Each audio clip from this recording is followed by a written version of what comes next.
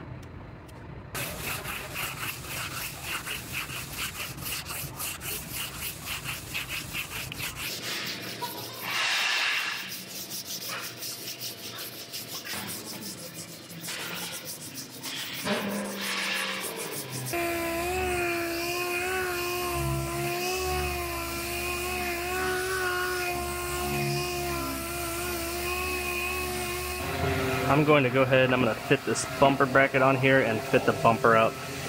I'm pretty positive it lines up just fine, but I want to make sure this line is good right here, make sure this curve is just right. So I'm going to go ahead and fit it up just to double check it.